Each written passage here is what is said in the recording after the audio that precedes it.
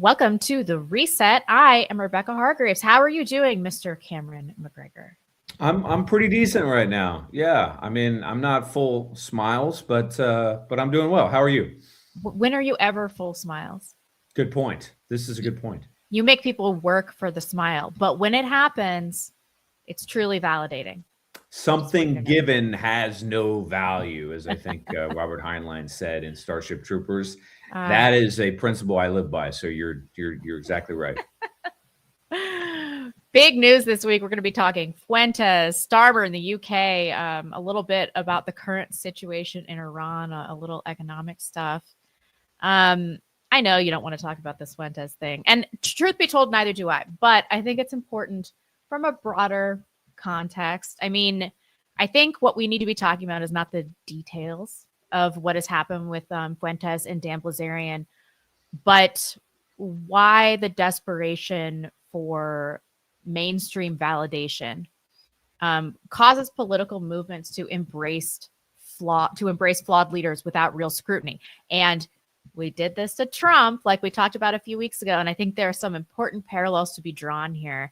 And then we should look into what opportunity does this culling event present? Does this rift actually create for the movement, for the cause? So if you've been living under a rock, I'll just give you a brief synopsis. Cameron probably doesn't even know what's going on because I really don't. Yeah. So please fill me in. I am the adjacent boomer when it comes to all news on Twitter. So yeah, tell me the details, please. There's basically some Fed posting accusations between Dan Bilzerian and Nick Fuentes, and it has terribly hurt Nick Fuentes' credibility in the public sphere. And just to be clear, I don't want to interrupt your flow, but Bilzerian is the macho man who made a bunch of money gambling, supposedly, but he really inherited it from his Armenian father, something like that. And then he spent the last decade acquiring social media cred because he surrounds himself with beautiful women. That Dan Bilzerian? Is that who we're talking about? You do know something. Look at that. Okay. Why is that the piece of the story that you know? I know who Dan Bilzerian is. I'm well versed in manosphere politics. Probably better versed in that than America First. Anyway, take it away. The core problem here is that large parts of the dissident right have repeatedly chosen leaders based on how loudly they express our talking points. And we're so desperate to hear it. Was it last week that we talked about Trump? You know, Trump was saying stuff that we desperately wanted to hear in the public sphere. And it was so satisfying to us. It created so much momentum that we really willingly overlooked major personality flaws, major defects that affected his leadership ultimately. And we didn't set high standards for ourselves. And so I think that there are some parallels to be drawn here about what we've also done with Nick Fuentes, that our hunger and our desire to hear the JQ become mainstream has made us just not care about anything else. And I talked about this a little bit with Devin on Outlaws last night, but it hurts me that we have low self-esteem as a movement. We need to trust ourselves a little bit more. You know, ideas, once they hit the public sphere, we don't have to attribute them to anybody. We can just use them as opportunities to learn about what's going on, and to develop the movement and to develop our personal philosophies. And so that's really what I want to talk about. You know, systemic leadership versus kind of the propaganda machine. I don't think, for what it's worth, I don't think that Nick Fuentes was from the beginning some kind of Fed or anything like that. But I think that at some point he has been captured, and now he's massively redirecting the narrative away from Israel, away from the JQ. It's becoming a big tent conservative ideology. It's multiracial. And I think it's an affront to the principles of what we're trying to achieve. And I think it's an affront to the cause. And that is a lot like Trump, that, you know, he was saying some things that we wanted to hear. And so we allowed his other philosophies to kind of change what we believed in our core principles. And I don't like to see that happening again. So we're going to talk a little bit about what a serious movement is going to look like, and whether or not this is, slop. Is this movement slop, or does this present a real opportunity for the vanguard that we always discuss, to emerge. Well, I'm kind of curious. Maybe you can elaborate a little bit more on exactly the pivot you think Fuentes is making, because I'm not exactly clear. As far as I understand it, he was always kind of erratic, but he was very keen on the JQ, and he was talking about race issues. So are you saying he's moved off of those things, or is this just another skirmish with somebody online? No, I don't think it's another skirmish with somebody online. I mean, I think that yesterday, I believe he said something about us being too hard on Israel. And he has come out saying, he's voting Democrat because he wants to put pressure on Republican leaders. He still believes in changing things from within the system, but he shit all over Casey Push, who, although I don't think that we're really going to have any change within the system, so I'm kind of sympathetic to that perspective. He does seem to believe that, but he's still willing to throw shade at all of these people that are attempting to use the system to change the system. So, I'm not of that world. I want to back out of all of these opportunities in that way. But if he really believes, if he's willing to be a Democrat now because he wants to put pressure on Republican leadership, then obviously he believes that there's some element of the system that can be used to save America. And in that case, I don't know why he wouldn't support people like Dan Bilzerian or Casey Push. Right. But why do you think he's not? I guess is my question. I mean, from what I gather, I'll explain my perspective on these things in just a moment, but I want to hear more from you first. So it sounds like he's pivoted off of some of these core ideas that made him an e-celebrity to begin with. That's the first point you seem to have made. The second is that he's changed tactically by suggesting we should vote for the Democrats. And then thirdly, that these insider criticisms he's leveling at people like Putsch or like this guy, Bilzerian, that represents a change in character. All of that is to say, I don't want to put words in your mouth. I just want to understand that in so doing, he has invalidated himself as a leader of the movement, because he leads a movement. He does. So the Groyper movement is quite real. We can debate whether it relates to what we're talking about when we say the movement or not. But that's quite real, and I don't think that's going to stop anytime soon. So what exactly? No. And I don't want him to stop. But one thing that's important within this realm is some element of self-assessment. And Nick, although he is leader of the Groypers, he is not the originator of the cause. And I think that's an important distinction to be made. He didn't start America First. He wasn't the person that woke us up to the JQ. He made it mainstream. That is true. But that's not where most of us started. And I think that he is feeling like his leadership and his ability to be influential is being compromised by people like Dan Bilzerian and Casey Push. Now, that being said, I don't know enough about Dan Bilzerian to advocate for him. I don't want to get into this binary thinking where because I'm criticizing Nick, I'm advocating for Dan. I just think we need to set a higher standard for leadership, and people that are here for entertainment value or here to give us information about what's going on in the world. He is a geopolitical strategist. He is very smart. He's an analyst, and he's an internet personality. And so I think that people need to realize, like, this is my role within the movement. This is what I'm good at, and this is kind of where I'm going to stay. In rare opportunities, people can transition. But I think that this is kind of a manifestation of his poor self-assessment of what his role and his job really are within the movement. Okay. All right. I think I understand what you're saying. All right. Well, let's now for something completely different. This discussion, I think, is the linchpin of this program, the reset. And what I like to say, as Rebecca knows, is that this is not a program or a platform about takes. I think Dave Riley used to say, our job is to be a take seller. Well, I don't think so. I think our job is what you said, which is to construct a movement, is essentially to advocate for a vision, and a vision of empowerment at a time of tremendous disempowerment. And in that sense, I think that this program is really about Rebecca Hargraves. You are the avatar for white America. And I think as such, your audience gravitates towards you and has for some time because they're on the same journey that you are. And let's be clear about what that journey really entails. Because some 10, 15 years ago, you started to figure something out, something that I think a large minority, certainly not a majority at that time, but a large minority was beginning to conclude. And that is as follows, that something very wrong is going on in the United States. We are being demographically eliminated. We're being erased. There is white extinction. That's the first realization, I think, that you came to. The second is that extinction is being orchestrated. It's deliberate. It's part of a political program that's choking the life out of this country. And you probably experienced it firsthand, certainly being in New York City, Los Angeles, going out to Seattle.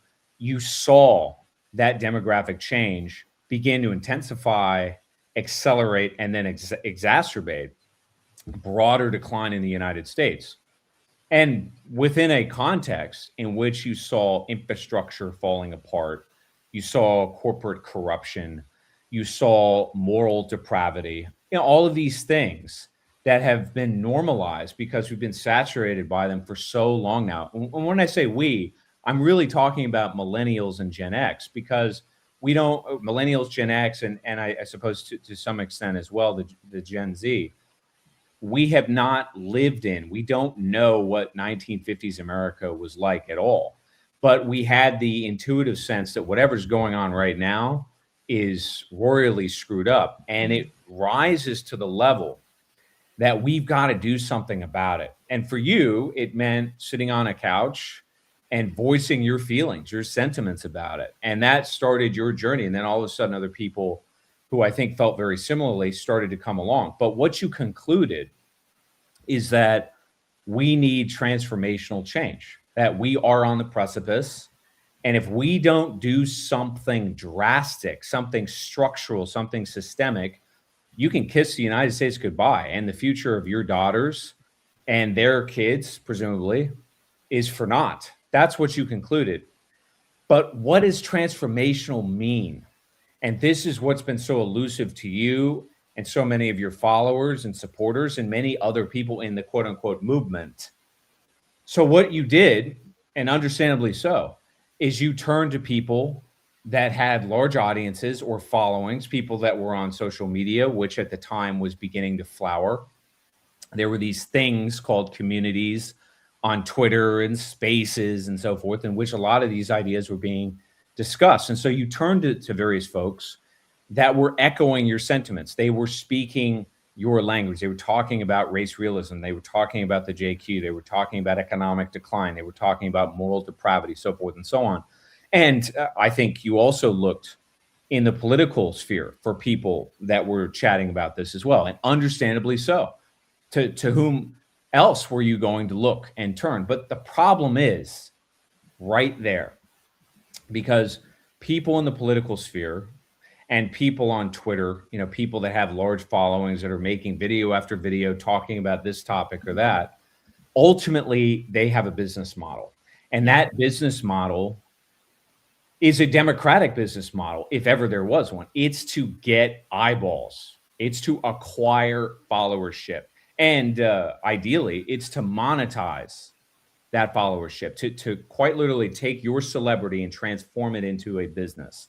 That's what the best people on social media and in politics do. And I mean, at this stage, what is the real difference between people that are on Twitter saying outrageous things and trying to pontificate about various issues, and people at an Armed Services Committee hearing on Capitol Hill that are asking interrogative questions of the Secretary of Defense? There isn't much difference. And I encourage you to watch some of these committee hearings if you haven't seen them, because essentially what every single politician does is jump on a soapbox, pontificate, and try to aggrandize themselves. Why? Because they want the same thing that everybody on social media wants. They want eyeballs. And for people like Fuentes in particular, people that have a personality type that is exciting, that is explosive, that is erratic, they draw a lot of eyeballs. But when the news cycle is slow or the headlines are boring, what do? They look to their left, they look to their right, and they stir shit up. They start controversy because controversy is drama, and drama is good for business. It keeps eyeballs on you. This is the president. And I think Tim Dillon made a very good video in which he had a monologue talking about the reality TV star that is the president of the United States, who leads by tweet. And what is the tweet designed to do? It's designed to shock you, to provoke you, to get your eyeballs on the reality TV show that is Donald Trump. But none of that, ladies and gentlemen, has anything to do with this urgent crisis that we face on the one hand, and this intuitive sense that, yeah, maybe it started as a faint knock on the door, but now it's starting to pound, and eventually it's going to smash right through the door. And that is that we desperately need something transformational, some kind of a movement to arrest this decline and restore order, such that all is right in the universe, such that we regain control of our nation, et cetera, et cetera. But that raises a couple questions. The first is, in my reading of history, there is no transformational change without two conditions. The first condition is that you need an acute, sudden, explosive, impactful, unignorable crisis or convergence of crises. You will not get transformational change without that precondition, period. And I think the United States is no exception to that.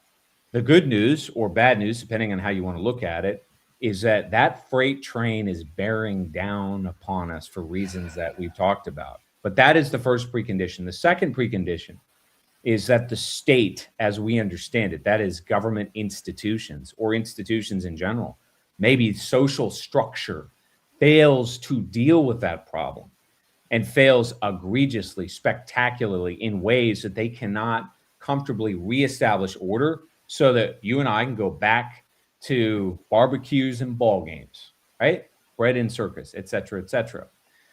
If we understand it from that vantage point, then we can start to reframe, okay, well, what really is the problem that we're facing? What is a good analogy for it?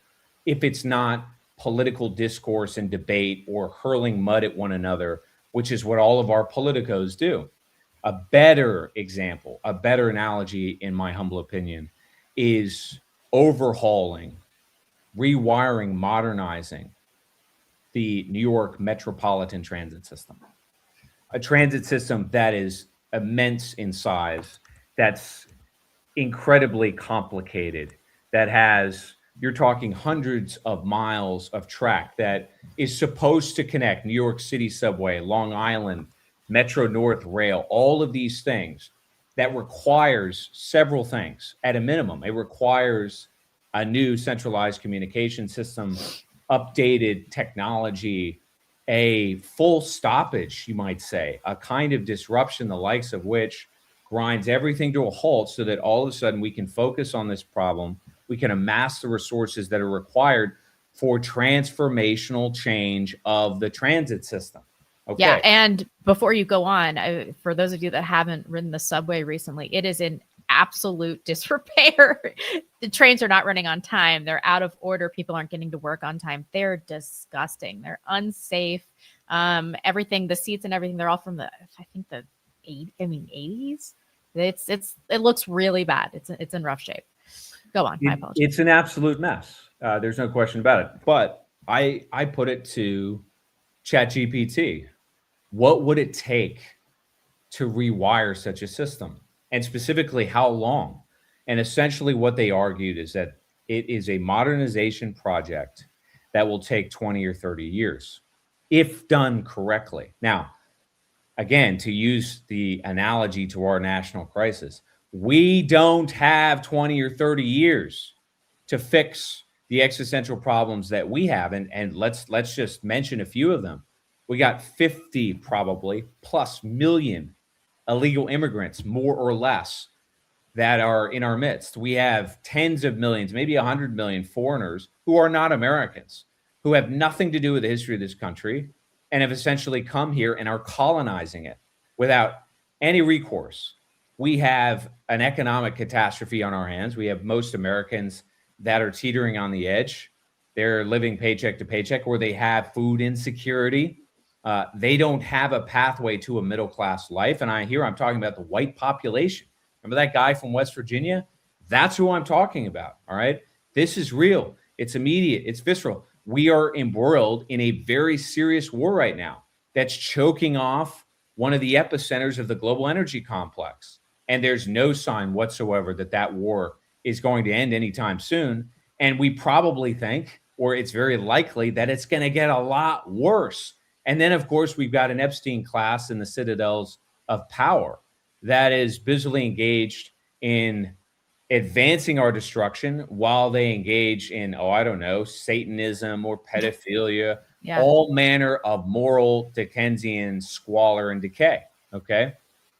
So that's the problem set. The analogy is overhauling this gigantic transit system. How is it that we're going to deal with this with a solution set that is a transformational movement, the likes of which Rebecca Hargraves intuitively sensed we needed some 10 years ago? Well, back to ChatGPT. How do I do this in 2 to 5 years or 5 to 10 years? Well, if we are to approach it like that, then what is required is a hybrid military, scientific, industrial mass project, something like the Manhattan Project.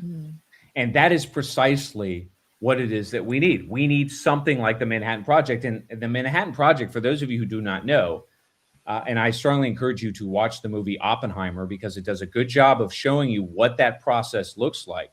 It all fell upon a centralized control figure, that in Leslie Groves, who came from the Army Corps of Engineers, a man who was managing multiple sites across the country, 100,000 some odd people, a budget of massive amounts and proportions. You're talking in today's dollars, tens of billions, but for our purposes, it would take probably a lot more. That got us essentially from September of 1942 until I think 1945, the Trinity test, which got us to the successful test of the atomic bomb, and then we're off to the races. Okay, it involved harnessing in massive proportion a lot of different energies, infrastructure, laboratories, human capital. All of these things were required under one centralized leadership, essentially, to drive in the same direction by one Leslie Grove, who was also the guy who built the Pentagon and did it in record time under budget. What would a movement along the lines of what Rebecca Hargraves desperately wants and we desperately need in this country look like? Well, at a minimum, there's a few things that I think are required. The first is we need a steering committee. We need central leadership. And that central leadership must have, at a minimum, it's got to have a political platform which advances many of the themes that we've discussed on this program, that being an awareness of the JQ and the need for a vanguard, a counter elite, that sort of thing, race realism or racial nationalism. And of course, it's got to be well financed. There's no question about it. A steering committee that harnesses those energies. Underneath that, we need a tiger team. We need a set of subject matter experts underneath whom are teams of people focused on specific areas that address the existential problems we face: immigration, rule of law, scientific and industrial development, infrastructure recovery, all of these things. That core competency has to be there. You need tiger teams. And by tiger, I mean essentially a group of people that form an emergency team that is positioned to go into government and perform open heart surgery. And then thirdly, you need functional divisions. Again, what does all of this sound like? It sounds like a Manhattan Project. That's effectively what we need on a bigger scale. Now, what, if anything, and apologies for the long rant here, but what, if anything, does palace intrigue on Twitter and skirmishing between Dan Bilzerian and Nicholas J. Fuentes, or any number of this friction that's gossipy, that's interesting, that sizzles and pops. What does it have to do with constructing the transformational movement as I described it? It has nothing to do with that. That is not to say that we cannot construct something like this. We've done it before and we can do it again. And I think we will do it. But that means that we have to think about the problem set very differently. We have to accept that, yeah, we're going to have an emergency. The state is going to fail to deal with this problem. And we are going to have to affect transformational change by scaffolding a movement that looks like the Manhattan Project. And just to be clear with you, what was Leslie Grove like? Well, he was a workhorse.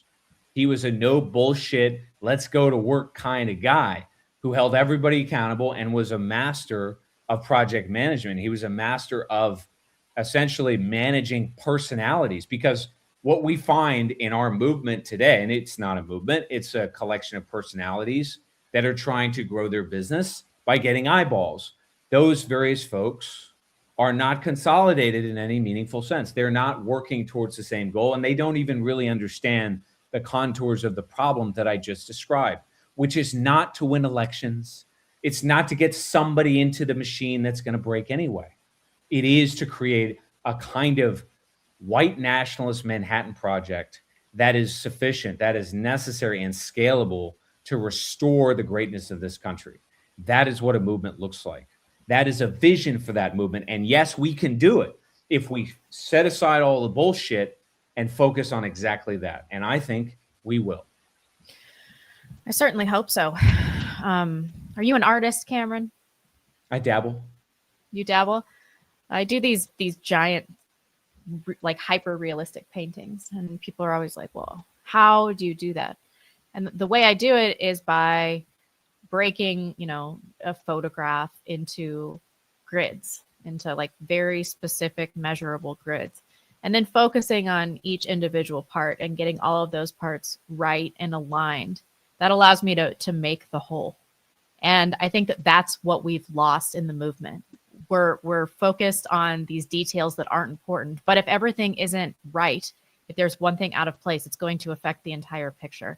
And we need to zoom out here a little bit. And the first thing that we need to do is recognize, and this needs to be universally recognized, that our existing system is not going to help us affect meaningful change. And until we get over that hump, nobody is going to be able to conjure the energy or the resourcefulness to do exactly what you were talking about. I mean, that's the folly of Nick Fuentes and Dan Bilzerian and Casey Push. Like, we are not going to change anything from the inside. This ship is going down. We need to be thinking outside of all of this. And I'm not seeing a cohesive effort amongst people within the movement. We shouldn't even we should be calling it the cause to do this. And without that, I don't really know how we can. But I also think that maybe we're entering what this might represent with Nick Fuentes, is maybe we're entering an era that is, it's the end of personalities. Like, we have all the personalities we need. We're maxed out. It's totally saturated. Everybody's sick of what everybody else has to say. Yeah. And I think that means that we're maturing into a movement that is looking for real leadership and real action. Because we've all said all the stuff. Everybody has. It's like, what is next? And that's what people are looking for. And that's why people are talking about how this is playground infighting. Even though I don't think it is in the way that a lot of people are looking at it. They're looking at it like, we shouldn't be punching right. We all need to be unified. I'm like, no. Like, we need to have a culling here. But it does show us that we are not aligned on the goals that matter. Like, talking about the Jews does not a movement make, but it is an integral step into what you were talking about, which is building a white ethnos, or at least rediscovering a white ethnos. Well, that's the key. And look, it is not to say that over the last decade since MAGA was birthed, and again, you can go back 50 years. I've made a lot of content about various forms of populism, but populism ultimately wants to conserve the system. And bear in mind, We are in a very different kind of environment today. Again, going back to Rebecca Hargraves, look, your whole country is being erased around you. We've never faced anything quite like this, but over that 10-year period, several things have happened. There have been psychological breakthroughs. We have come to grips with the JQ. There's no question about it. And that is a massive leap forward, just mentally, psychologically, emotionally, and otherwise. And it wasn't easy to get over that hurdle. I know it wasn't easy for you. It's not easy for a lot of folks. Okay. That's number one. Number two is the racial issue. The country's not there yet, but we're on the road to Damascus, as they say. That problem is becoming more salient by the week, by the month, especially, I think, in Western Europe. But it doesn't much matter if it happens in the United Kingdom, as we're going to talk about in just a moment, or if it happens in Germany. We see it here in the United States and vice versa. It affects us because we're all white folks. We're all part of the same civilization, and we're all in this shared crucible together. So that's number two. And number three, and this is really the crux of the matter right now, and that is that democracy itself is the last paradigm holding us back because it is a fiction. It is theater. It is not capable of self-correction, and it's specifically designed to destroy us because it's a winner-take-all kind of system that, as we know, is essentially bought and paid for by a bunch of plutocrats. That is the last thing. But even on that particular pillar, which goes all the way back to the myth of the Republic and the Constitution and the Declaration of Independence and so forth, there are breakthroughs being made. People are realizing, no, we have a dead sovereign. The sovereign is the myth of the founding fathers and Mount Rushmore and democracy, okay? We don't have a dead people. We are not finished, but we've got to accept that this democratic project is over. And that will open the door to this kind of Manhattan-like project that is a mass mobilization. I'm fleshing it out in a lot more detail. And yes, we're going to get there when people are ready for it, but they're not quite there yet. Well, they're not just going to choose to be ready for it. They're going to be made to be ready for it. And as they say, necessity is the mother of invention. I saw this tweet this week about Europe running out of fuel. So that was a Freudian slip. By July, it looks like Denmark, Spain, France, and Ireland are going to be at zero jet fuel commercial stocks. So that's their days of cover. We're already seeing people cancel flights. It's just incredible. And this is in the event that we're able to get the situation in Iran under control. These are projections to July. I mean, in the best case scenario, there are going to be massively limited international flights. Hard times are coming, whether or not Trump can get the situation under control. But what Keir Starmer this week said, everything that he said this week is the opposite of what the UK should be doing. We're going to talk a little bit about his speech this week on the Labour Party and how he's choosing to double down on these policies that made this crisis inevitable. It was somewhat shocking to watch that, like, this is how you're going to try to resolve all of these problems. I mean, there's an economic emergency coming. They have horrible population pressures. There are rising social tensions. So why is Keir Starmer doubling down on further European integration, on socialism, and on censorship? Before I play this clip, I wanted to give some context.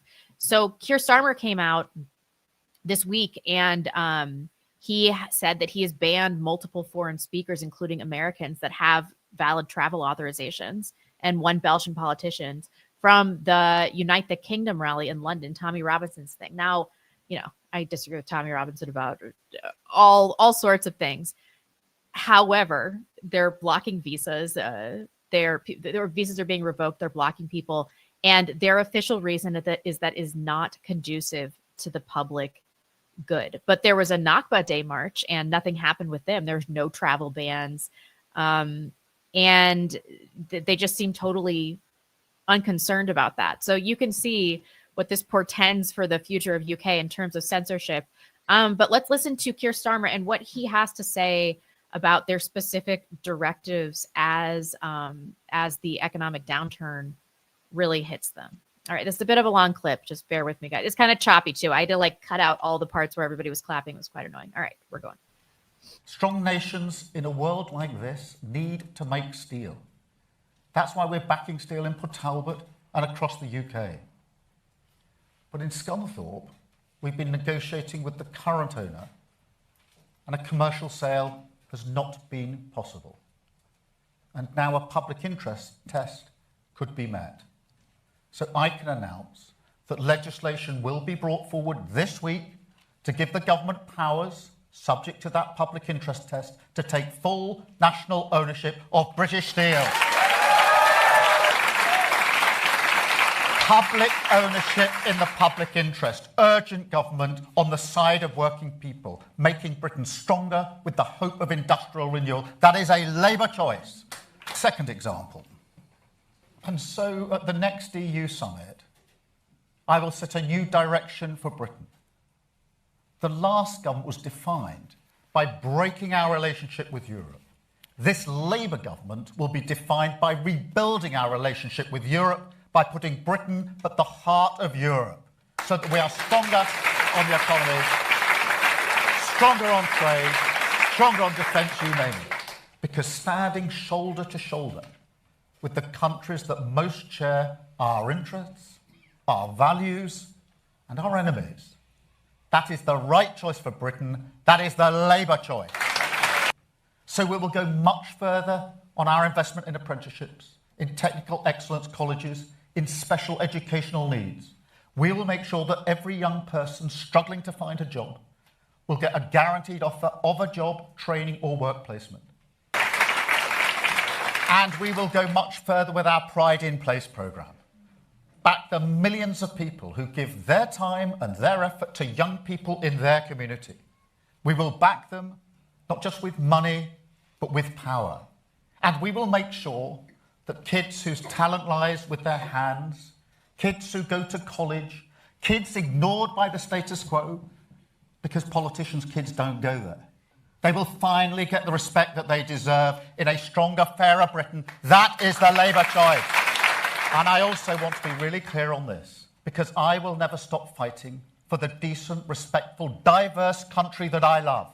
I will never give up on the hope we can unlock in this country, the hope of renters for security in their home, of workers for fairness at work, of public services freed from austerity, the hope of European solidarity, of community pride, of the people who paint over the graffiti that is racist, a country taking control of its future, our spirit unchanged, our resolve unbroken, the hope of a country that can and will become a stronger, fairer Britain. That is the hope I'm fighting for. That is the hope we are fighting for. That is the Labour choice.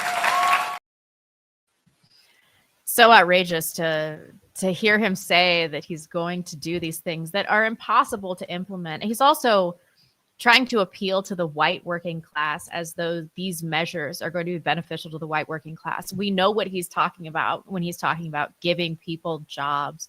He's talking about these hordes of migrants. It's not going to be white tradesmen. You sent me this very interesting video about the school. The name escapes me. Was it the George? Reigate. Yeah. Where he went to school, and it's a multicultural elite nightmare. And I think that these politicians, these elites, they believe that that is what their country looks like, that is how they can implement solutions, that it's like their elite school that was able to work in this multicultural realm. And the irony of him saying that this isn't where politicians' kids go to after he went to that school, it's like, they're just such liars, such incredible liars. But this seems to be, I don't know. It's not what the people want. The Labour Party is doing poorly. So, right. So let's add a little bit of context so that everybody understands more or less what just happened politically. If you go back to 2024, around the time that Trump was elected, and elected by a landslide, the Starmer Labour Party government was also elected by a landslide, albeit voter turnout was abysmal. And of course, why turn out to vote for anybody at this stage in any Western country? Because the results will be the same. You'll get kakistocracy. That's the best word, I think, to use to describe what we're dealing with from a set of degenerate elites. And kakistocracy basically means rule by the worst or the least competent. And essentially, that's what you saw from Keir Starmer, who, after some local council elections that happened last week, the Labour Party lost and lost disastrously. So I think four ministerial aides have resigned. 70 Labour members of Parliament reportedly are demanding that Starmer resign, and they lost 1,300 council seats in last week's election. Now, incidentally, the Tory party also lost in that election, and it seems by significant margins, the Reform Party gained significantly. Okay. Now,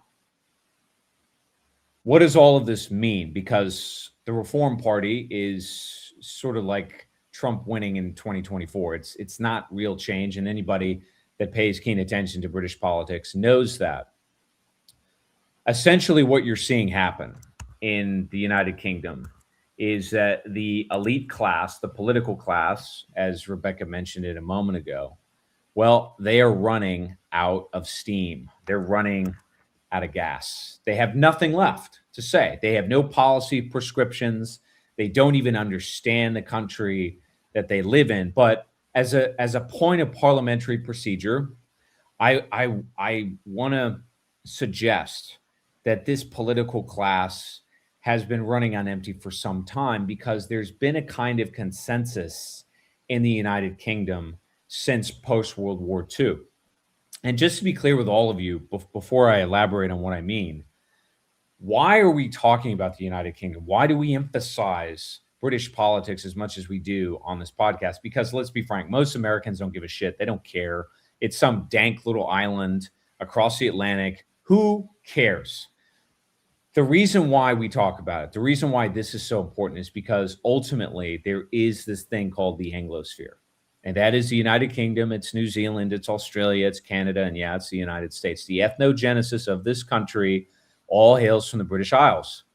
And so what is happening in the United Kingdom, and what is happening in Canada, and what is happening in New Zealand and in Australia, it's all basically the same thing.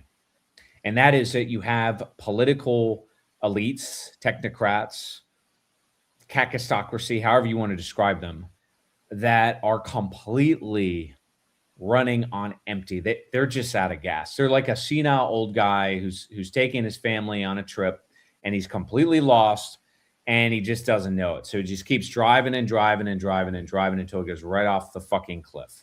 And more or less, that's where Keir Starmer is. But that consensus is not a recent development. That post-war consensus essentially is what we call Buckskillism.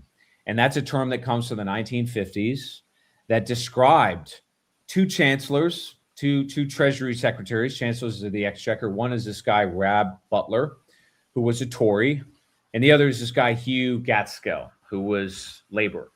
Labour's like the Democrats, Tories like the Republicans. It's essentially very similar. But that post-war consensus was not just economic. It wasn't just a social welfare state. It wasn't just Keynesian economics. It was a whole panoply of things together. It accepted multiracialism, maybe advanced it. It accepted deficit spending, if not encouraged it. Yes, you had some minor disruptions to that, stagflation in the 1970s, then Thatcherism in the 80s. But Thatcher was a lot like Ronald Reagan. There's more myth than substance to that. The trajectory of the country never really changed. And then come early 2000s, you had the Tories and this sort of 20-year run, and the Blairites. And the Blairites is essentially a cabal of lawyers. Their job was to overwhelm, to choke the life out of this country through regulation, through programmatic deconstruction of the entire United Kingdom. And the Tories simply consolidated that. That's all they did. They did not change it in any meaningful sense. And so you get this election in 2024, As I said, those who showed up and voted, they voted for Labor in the hope, probably the naivete that something would change. And of course it didn't, because all of these people are the same. They all went to some fancy public school, that's private school in the United States. They all went to Reigate Grammar School, where they mixed and mingled with choice minorities, the brown people that were intelligent and articulate and came from good families, in a very curated environment that has absolutely nothing to do with the way the average Briton is living today. This is very similar to what's going on between Wall Street and Main Street, or between Capitol Hill and the rest of the country, in which average Americans don't recognize what nation they live in anymore. The same thing is true in Great Britain, although I would argue that it's on an accelerated pace. It's actually even worse than that. And so what is happening today is that consensus is completely broken. And the parliamentary supremacy, that is to say that in the United States, it's the Constitution. In the United Kingdom, it is the supremacy of Parliament, a supremacy that goes all the way back to the 17th century, when Oliver Cromwell demoted the king. That's how long that institution essentially has lasted in its current form. Yeah, there have been some reforms between then and there. Of course, it's an evolutionary process. But today, Parliament has nothing to say about the festering civil war in that country. And it is an explosion. I think 2 weeks ago, there was a Somali who in the 90s migrated to the UK, and he either attacked or killed a Jewish person in the United Kingdom. And then so now you have Keir Starmer making speeches about the danger of anti-Semitism and the danger of white nationalism. That was yet another sort of tree branch on the tree of delusion that Starmer outlined in his speech. But getting rid of Starmer and putting somebody else in this case, the Reform Party, that's not going to do it either. They are in the same position that we are. And just to be clear with you, and I think this is worth noting, is that if you listen to what Starmer said, it explains why he doubled down. He said, we are not just facing dangerous times, but dangerous opponents, very dangerous opponents. This hurts not just because Labor has done badly, but because if we don't get this right, our country will go down a very dark path. That's exactly the viewpoint of the Jewish elite in this country and their lackeys, the WASP elites that go to the same choice schools, that live in the same multiracial dystopian paradise that has nothing to do with the realities affecting their countrymen. For that reason, Parliament, as we understand it, as an institution, is going to crack. It's going to break, just as the constitutional framework in the United States is going to do likewise. I happen to think it's going to fall faster in the United Kingdom, but we're all in this together. It's an English-speaking affliction, to use a term that Rebecca likes to use. That's why we talk about what's happening in the United Kingdom. So Starmer is going to fall. If you listen to British commentators, they will say that he's probably the most unpopular, maybe the most ineffectual prime minister in the history of the United Kingdom. I'm not sure I would go that far, but he's damn near close for sure. So that country is on the cusp of an explosion, just like the United States, and a similar kind of solution set is required, something outside the political sphere, something that's exogenous, some kind of mass mobilization project that's going to restore the ethnos in that country, just the same in Canada, the United States, New Zealand, and Australia. Right. And it behooves us to watch what's going on and to learn from their mistakes, because I think it is going to happen first in probably several European countries.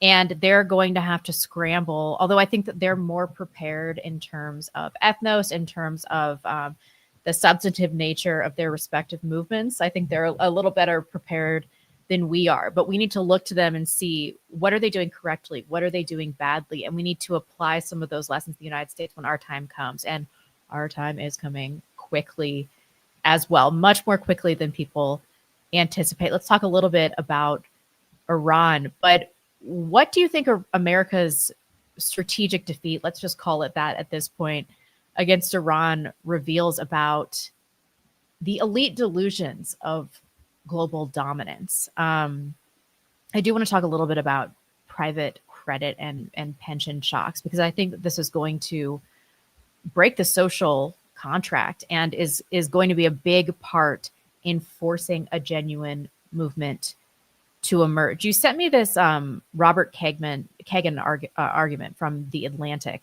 and you talked to me a little bit about how this mirror images some of Starmer's delusions. I found myself agreeing with a lot of the things he said, but that was mostly the factual stuff. What did he say that is representative of the elite mindset, and how does that reflect what Starmer also said?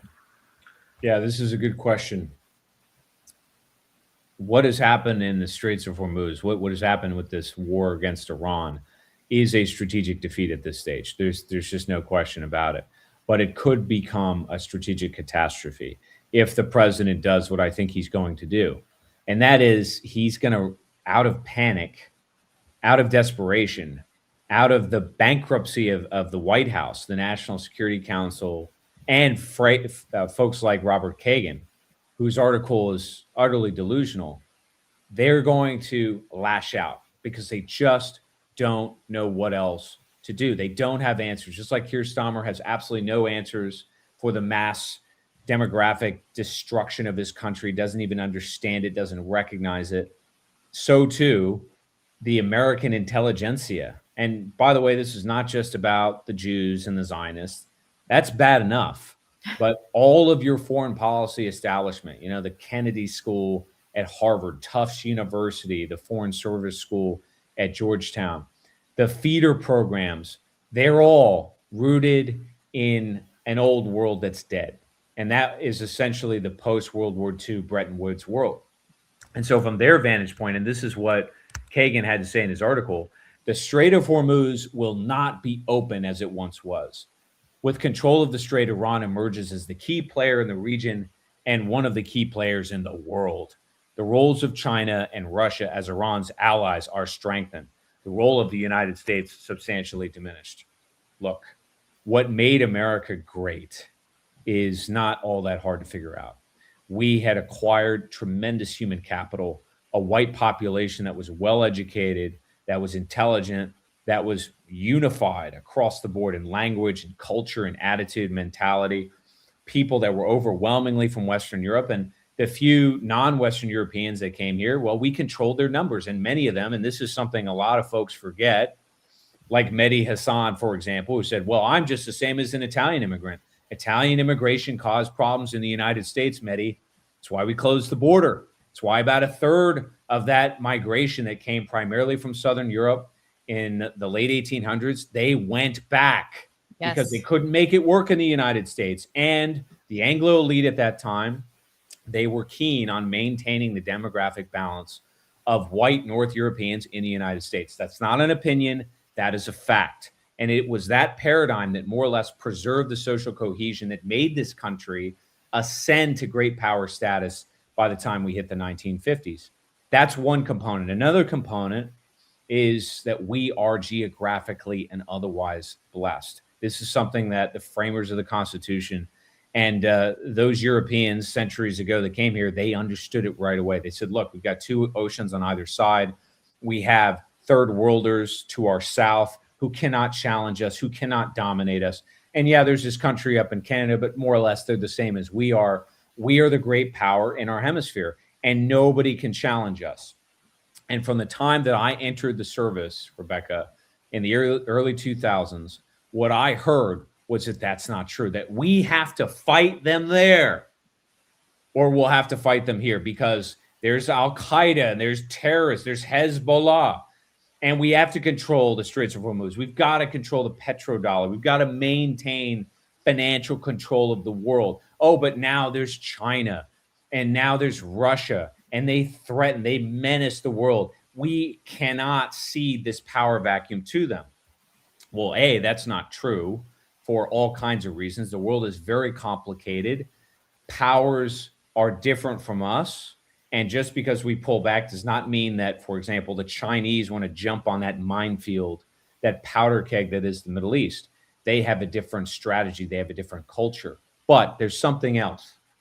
And that is that what Iran has demonstrated, and this should be the true lesson to all of you out there that want to understand foreign policy, military strategy, economy of force, et cetera, et cetera. And that is that if you are a geographically continental power, if you are dug in, if you are insulated, you cannot be defeated.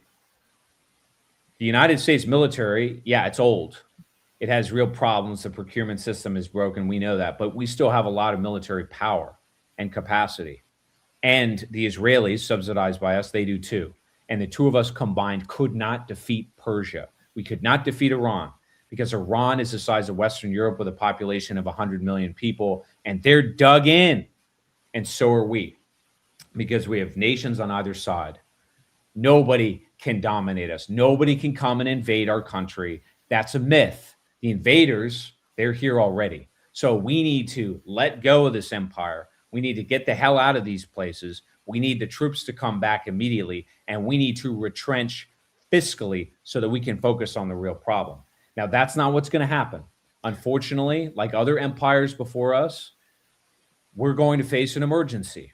We're going to sort of exit the world the way we did Afghanistan when Biden became president. You remember that? Mm-hmm. Remember seeing the tarmac filled with people running to get on that cargo plane, equipment that was haphazardly strewn about, left behind by a negligent and incompetent military brass that's just as degenerate and foolhardy as the rest of the government? That's what it's going to look like, because we're not going to voluntarily pivot out, but we are headed there.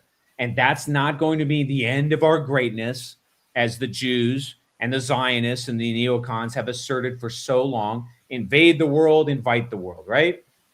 That paradigm is bullshit. It has directly harmed us. It has undermined our greatness, which was always dependent upon our geographic advantage and the human capital that we have in this country to exploit it. That's the lesson of this foolish war against Iran. And yes, we will learn it. And unfortunately, we're going to learn it the hard way. Well, on that note, maybe we should close on that note. I think that was a powerful point that you made, because we have been brought to this point through democracy and capitalism where we believe that we only are what we produce, that our value is all economic. But that is going to fracture right now. We're going to bear witness to this fracturing, and we're going to have to figure out who we are and what our real value is. And as you always say, that is in the ethnos. I think that's a great note to end on. Please get your super chats into my YouTube channel, Rumble Rants. You can find me on YouTube at Blonde in the Belly of the Beast or at Rebecca Hargraves 1. We had a bunch come in, and there were some questions for you. So I am going to read questions for us, Rebecca. For us. No, specifically for you. Oh, okay. All questions must be submitted in writing a week in advance. Just kidding. Indeed. Hold on, these aren't pulling up. All right. Okay, there we go. Actualized Motion. What is Cameron's actual take on Dugan? He has mentioned in passing that he respects the guy, but I personally think he's cancerous and anti-Western. A cultural subverter for sure. I know this is a question for Cameron, but I'm going to answer it too. I'll go first. Please go. Dugan, I think he needs to be viewed as an oddball philosopher. I don't really understand why he has amassed this great sense of fear amongst people. I interviewed him. I thought he was an interesting man. His tweets last week were incoherent and outrageous, and I think that they probably were representative of a broader anti-white philosophy that either I was not privy to or I was choosing to ignore. That being said, Cameron, can you answer this question? And can you also explain to us why he's this boogeyman, this international boogeyman? I remember like 10 years ago, Lauren Southern and Brittany Pettibone went to Russia to interview him. And the interview was like, most dangerous man in the world. And this was my introduction to Dugan. And I was like, this guy, like most dangerous man in the world. And I just never, and it made me want to talk to him because I don't find his philosophies to be particularly, except for the anti-whiteism, particularly insidious. So I don't know if you can shed some light, especially for the Americans that are like, what? Okay.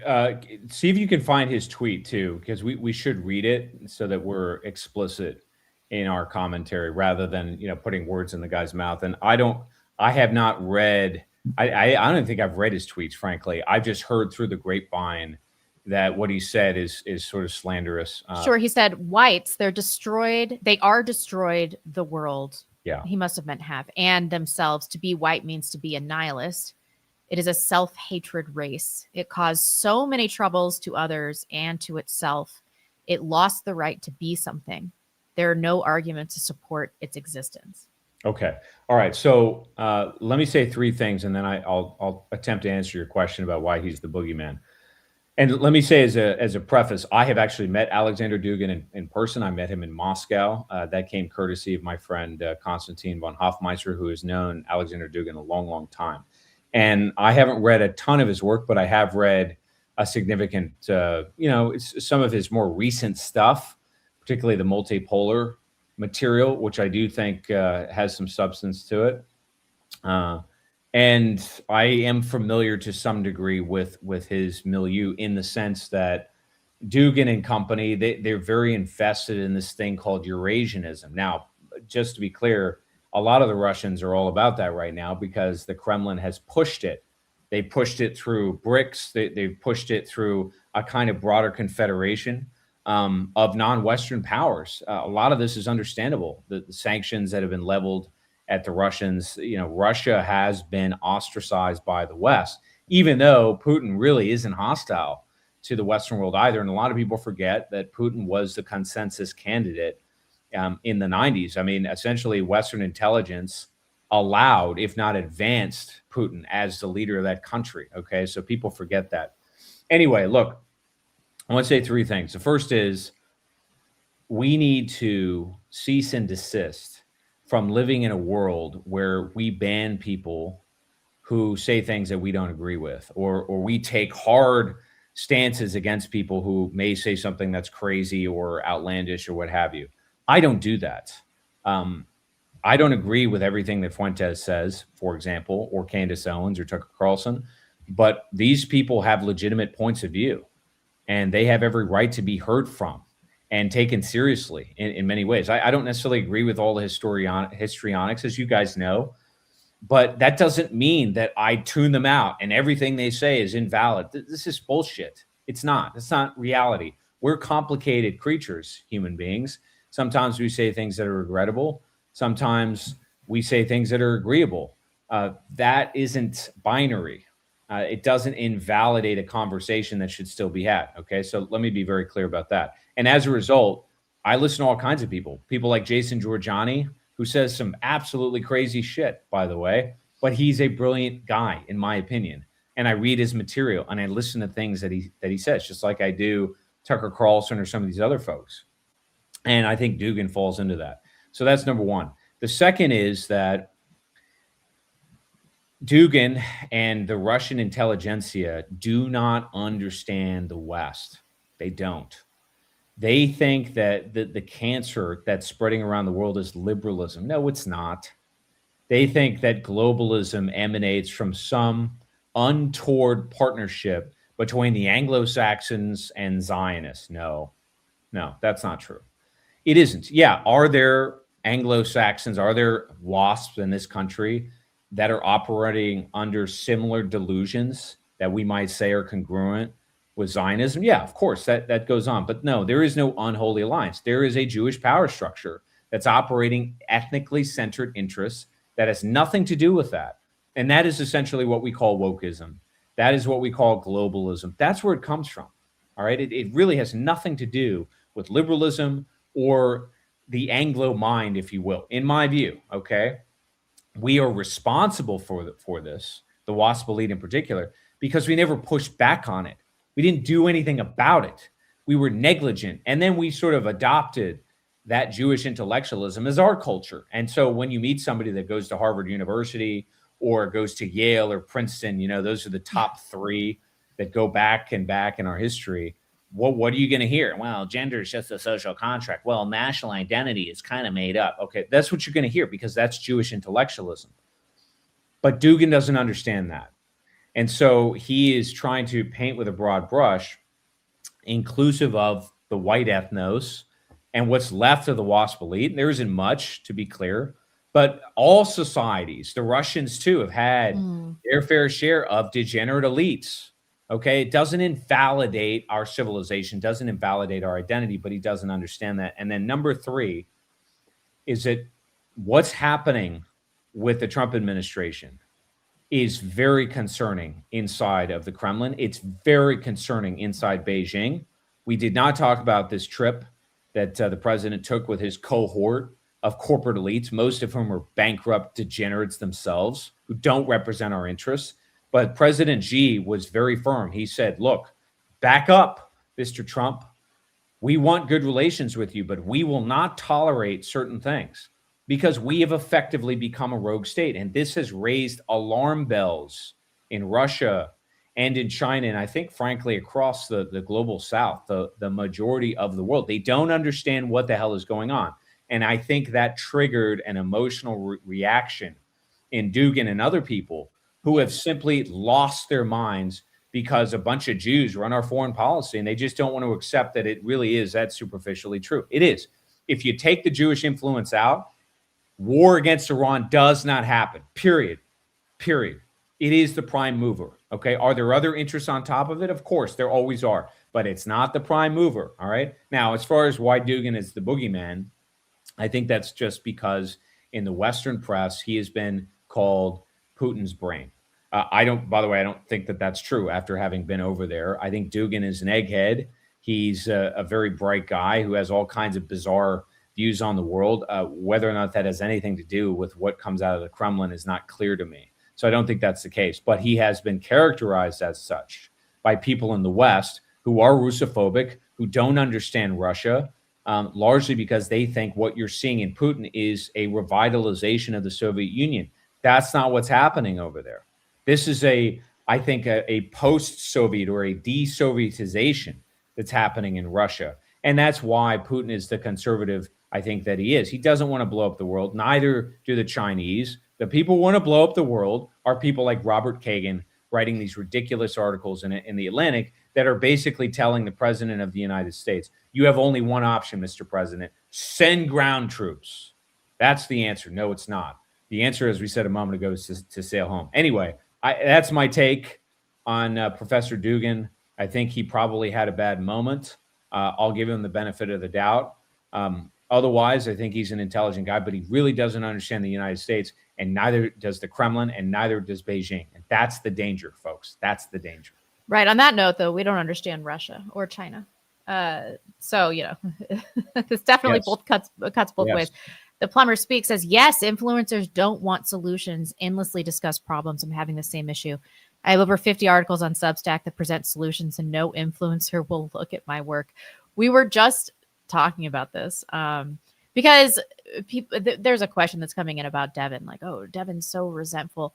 I don't want to put words in his mouth. He's never said anything like this to me, but it is frustrating to have good ideas, to present solutions like Cameron does, and to get a fraction of the views because you don't have that kind of electric, confrontational personality. It's like, it makes me think that people are stupid. And I don't want to think that people are stupid. I want to believe in the intelligence of the audience. But I think there's less ego here that for the Plumber Speaks and for us that people would. Well, I read some of his work and I responded to him, and there's a lot of folks like him. And again, just to be clear with all of you, who's going to solve our problems? Is it going to be some influencer, some e-boy on Twitter? No, it's going to be people like Mr. Plumber.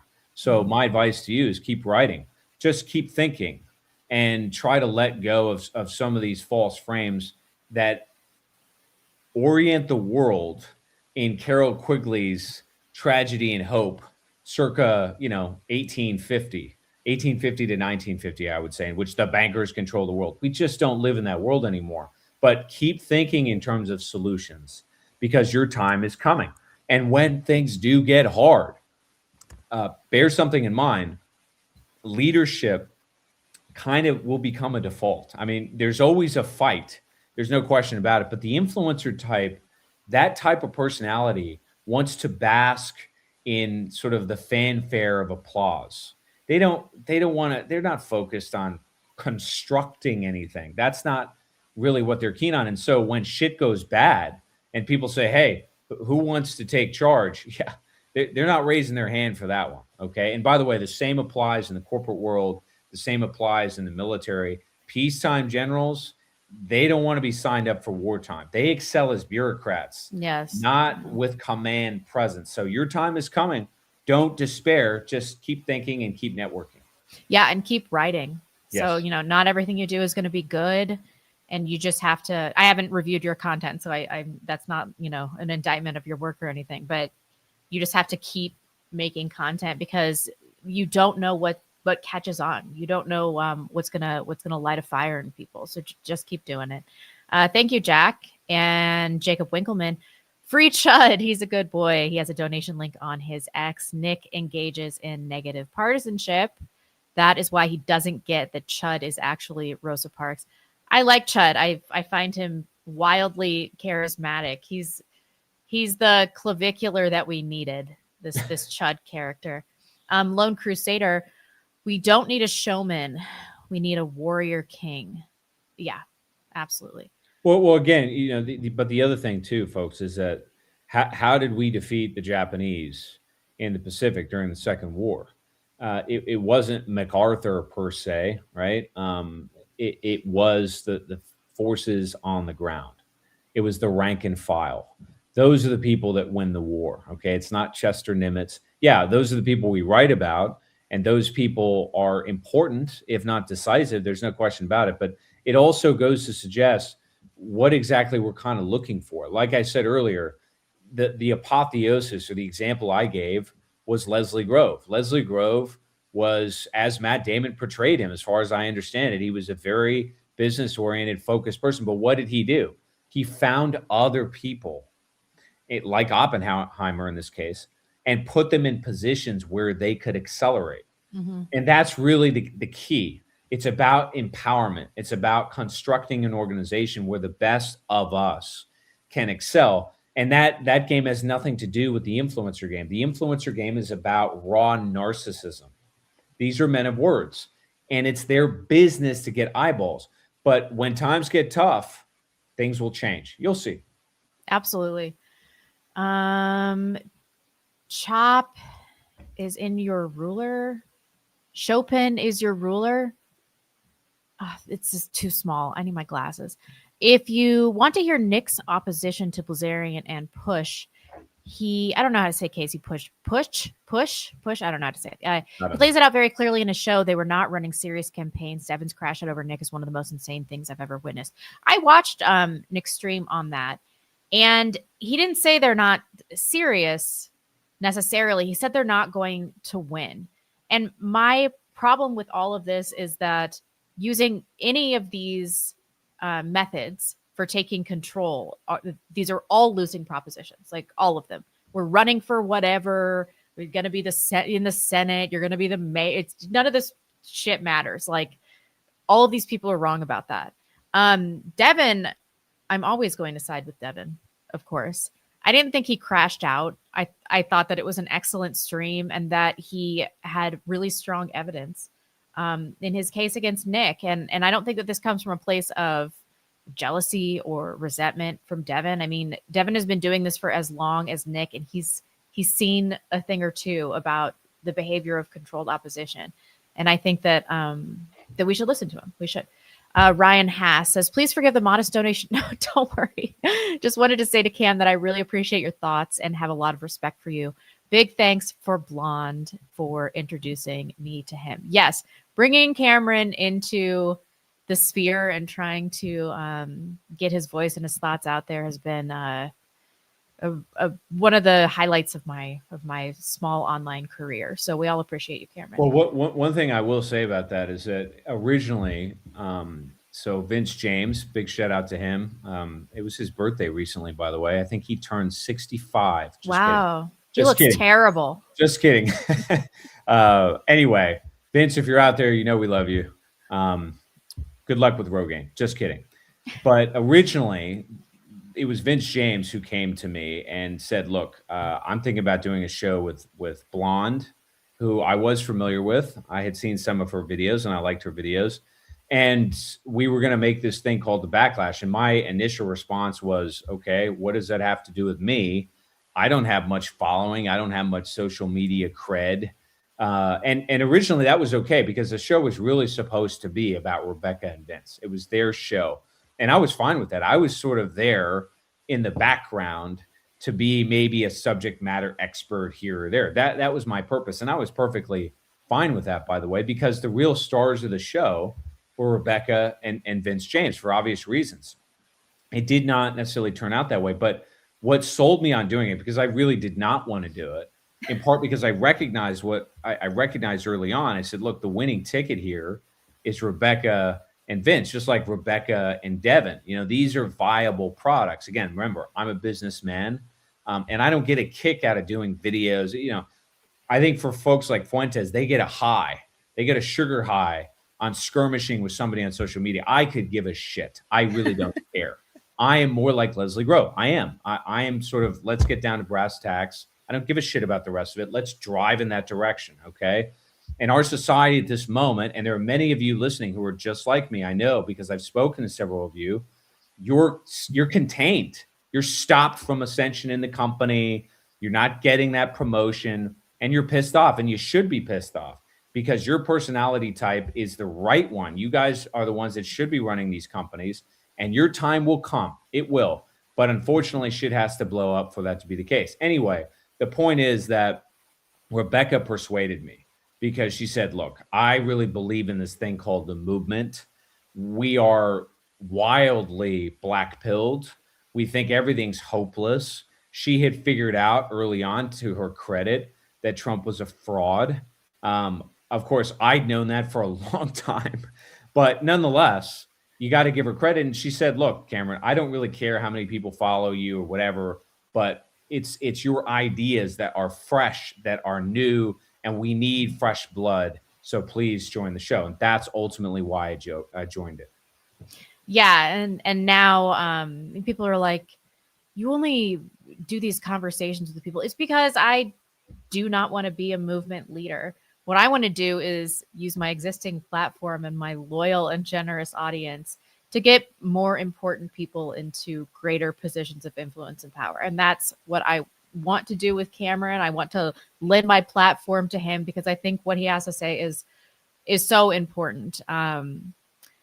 Yeah, I am just grifting off of Devin though. Just writing his star. That's the case over there. All right. Well, you got to grift off somebody. Might as well be him. Jacob Winkleman, no mention of Trump's statement or Owen Schroyer, James O'Keefe revealing the administration is just doing autonomously. Just revealing the administration is just doing things autonomously is criminal. I thought about putting Trump's statement in here, but it's not much of a revelation. We already know that he doesn't give a shit about the economy, that all he cares about is dealing with Iran and Israel. I mean, hearing him say it was, I kind of watched that clip and I was like, huh, look at that. He said the thing. As far as these other things. I'm sorry. What did he say exactly? What did Trump say? He said, a reporter asked him. Oh, I got you. Okay. Yeah. Is the financial condition of average Americans, which is worsening, does that factor in your negotiations with Iran? And he said flatly, no. No. He was like, no, all I care about is Iran not being a nuclear force. Yeah. I think that's what he said. Yeah. Maybe we should have included that, Jacob. As far as the James O'Keefe and Owen Schroyer stuff, I'm going to be honest with you. I've been prepping for these two shows for the last 3 days. I've hardly spent any time on Twitter. I'm pulling up now that James O'Keefe, President Trump's special assistant on the White House Domestic Policy Council, admits advisors make decisions based on what feels like a good idea, says there's no cost benefit, and reveals White House staff independently shape domestic policy based on their own. I need to pull this up because it cut off. Based on their own. Oh, great. This just cuts off right here. Well, this doesn't seem like we already knew that this is how they were making decisions, right? Max Watt also acknowledges that the policy proposals are advanced simply because officials believe the base supports it. Well, that's not true. They don't care about this Iran thing. They don't care what the base thinks about this. I think you guys need to wrap your heads around, and I've tried to emphasize this for the last year and a half, frankly, with Rebecca. And Rebecca, I think, has slowly come around. But if you're an influencer, if you're a reality TV star, if you understand the sizzle and the pop that gets the eyeballs, that's one thing. That has nothing to do with being the chief executive of a country. Trump tweets because he doesn't know what else to do. And what's astonishing to me is that a lot of MAGA folks haven't figured that out yet. Look, if you're trying to solve a problem like opening the Straits of Hormuz, this is something, Rebecca and I talked about offline, I want to say a week or so ago. A few things about negotiation. Number one, you narrow the focus. What's the focus? What is this negotiation about? That's number one. That's not what the president does. He repeatedly blows it out of proportion. He makes outrageous demands. Well, why does he do that? Because he's a tweet maniac, because his bailiwick is getting eyeballs. So yeah, I'm going to click to read that tweet. Oh, the president said that. That's hardcore. That has nothing to do with really negotiating with anybody. That's not how it works. Wolf of Wall Street is a cool movie. It's not the real world. Okay, but Trump doesn't live in the real world. He's a reality TV star. So he doesn't really understand what he's doing. That's number one. Number two, you don't insult your negotiating partner. Why would you do that? That doesn't make any sense. You're trying to acquire some kind of an agreement. The Iranians have figured him out. They realize this is not a serious negotiation. This is not a partner that's equally invested in some kind of sustainable deal. That means the war will continue, okay? Thirdly, you don't do this in public at all. You do it in a very controlled environment, and you hire very professional people, not your son-in-law, who's a jackass who, by the way, the Russians have said repeatedly, don't send this guy because he sits there and he's catatonic. Yeah. Now, the Iranians, they know that he's also playing for Israel, okay? We all know that. But the Russians said, this man doesn't know anything. He doesn't say anything. He's just there to grift, okay? He's there to represent Israeli interests. But either way, the president blows these things out of proportion. So he doesn't narrow the focus. He doesn't respect his negotiating partner.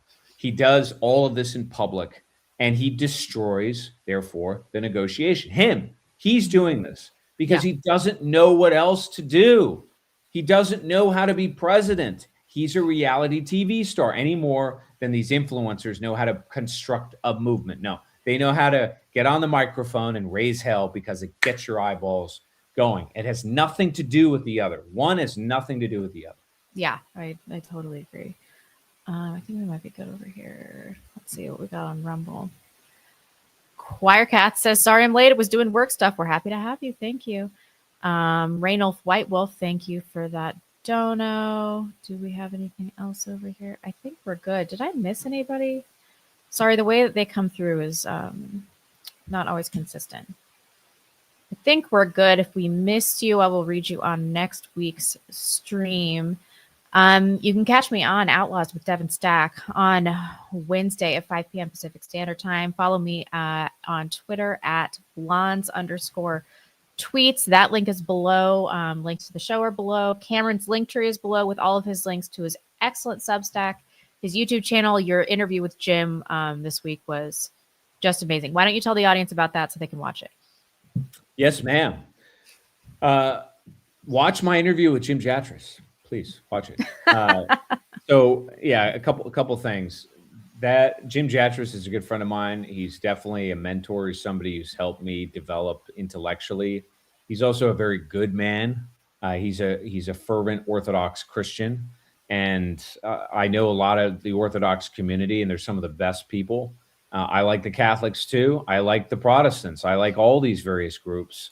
I wish we would cooperate a little bit better.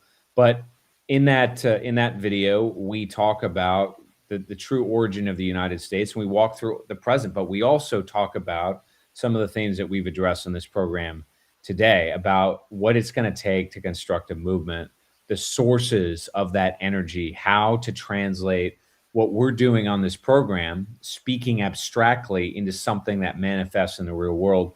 And so I think you'll benefit enormously from that. And of course, there's nobody better to chat about these things with than a baby boomer named Ginger Atras, who I affectionately call Gandalf the Grey. So watch the documentary. Let me know if you like it, and I'll make more content like that.